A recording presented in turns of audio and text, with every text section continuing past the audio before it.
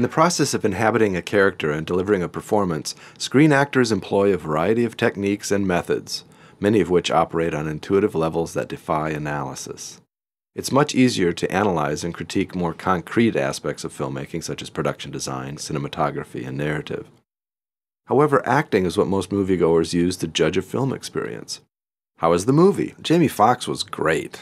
I'll see anything with Sean Penn. Charlize Theron was so believable. Eminem is actually a pretty good actor.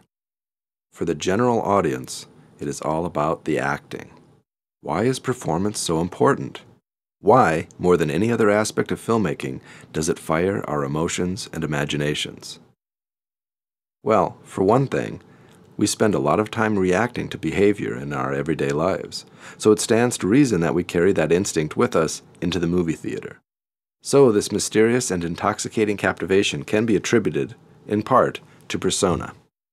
Audiences identify not only with the characters in films, but quite significantly with the actors who portray them. What we connect with is an actor's persona, their mannerisms, their looks, their ways of moving and delivering dialogue, their presence or personality, all of which are generally consistent from one role to the next. Will Smith's boyish confidence and likability, Jack Nicholson's sly confidence and eccentricity, Jim Carrey's energetic zaniness, and Tom Cruise's volatile mix of intensity and vulnerability. For many actors, persona is the key to their career. The familiarity and expectation that go along with a star's persona are why we go to see certain films. Harrison Ford's scruffy everyman overcoming seemingly insurmountable obstacles, Jodie Foster's reserved intelligence triumphing despite inner insecurities, Paul Giamatti's forlorn loser stumbling towards redemption. Though this consistency is good for the box office and for the comfort of our expectations, things can get interesting when we see stars in roles that go against their established persona. Most noticeably, this occurs when famous comedic personas are transformed into dramatic characters. Ben Stiller as a heroin addict, Robin Williams as a cool, manipulative killer, or Jim Carrey as a sweet yet boring boyfriend, or even Reese Witherspoon as June Carter Cash. However, dramatic actors with an established persona can also inhabit unique characters that can be just as surprising.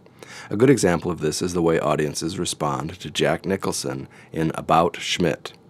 It is interesting for us to see such an edgy, cool icon with charisma become a powerless, mundane nobody. Jack Nicholson is just a human being after all. Such a dramatic shift in persona certainly goes against our expectations. But that's what makes it so effective and satisfying. We feel Schmidt's vulnerability all the more when he's embodied by somebody we normally associate with virility and power. And of course, there are actors who defy persona. Performers like Chris Cooper with little or no established character type, and who so deeply inhabit such a wide range of characters that general audiences often fail to recognize them from film to film.